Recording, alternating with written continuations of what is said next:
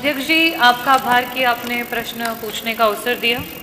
हालांकि मंत्री जी अब लगता है आगे प्रश्नों के जो उत्तर हैं वो देना नहीं चाहते हैं, इसीलिए विभाग को बेचने की पूरी तैयारी करके बैठे हुए हैं। और अध्यक्ष जी, कल जबकि प्राइवेटाइजेशन की जब बात चल रही थी, मंत्री जी ने बहुत बड़े बड़े भाषणों में बड़ी बड़ी बातें करी और ये कहा कि समाजवादी समय में बच्चे तारों पे झूला झूलते थे, महिलाएं साड़ियाँ सुखाती थी। नहीं मंत्री जी, देखिए, हम समाजवादी सच हमेशा एक्सेप्ट करते हैं, झूठ नहीं बोलते हैं। और सच था तो पूरी बात भी सुन लीजिए मंत्री जी। जिस समय एक मामूली से किसान का बेटा, एक छोटा सा अध्यापक, 1989 में उत्तर प्रदेश में जिस समय उन्होंने कमान को संभाला, उस समय उत्तर प्रदेश में बड़ी कठिनाइयों का सामना करना पड़ा। उस समय ना बिजली थी, ना पानी थी, ना सड़क था। उस माहौल में, उस माहौल से लेकर के जब आप लोग 2017 में आपने सरकार बनाई है, समाजवादियों ने आपको 17,000 मेगावाट का उत्पादन करके आपको यहां पे पहुंचाया। लेकिन अध्यक्ष जी, मंत्री जी बहुत बड़े बड़े दावे करते हैं, बहुत बड़ी बड़ी बातें करते हैं। आपकी सरकार ने उस 17,000 मेगावाट को डबल तक करके नहीं कर पाए।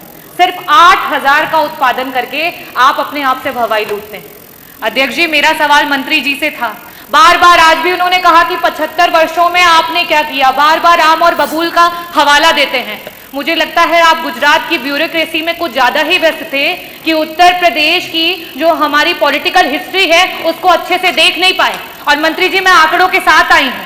1989 में जब समाजवादी पार्टी की पहली बार सरकार बनी, तब से लेकर के 1989 से 1992 तक 2 वर्ष के लिए सिर्फ सरकार रही। उसके बाद 93 से लेकर के 95, फिर 2003 से लेकर के 2007 और पहली बार पूरी पंचवर्षीय की जो सरकार रही, जिसमें माननीय श्री अखिलेश यादव जी बतौर मुख्यमंत्री जिन्होंने कार्य किया, अपने विजन को लेकर के, लीडरशिप को लेकर के पूरे उत्तर प्रदेश को जिस तरीके से उत्पादन बढ़ा करके और बिजली की व्यवस्था को अच्छा किया, वो आज आप उसी की देन है कि यहाँ पे कुछ काम कर पा रहे हैं। और आप क्या कर रहे हैं? आप बिजली विभाग को बेच रहे हैं। मेरा बहुत ही सिंपल सा प्रश्न था आपसे कि जो ट्रांसफार्मर आए दिन क्षतिग्रस्त हो रहे हैं, आप लगा रहे हैं और अगले पल वो ट्रांसफार्मर खत्म हो जा रहे हैं, उनके लिए आपने क्या किया?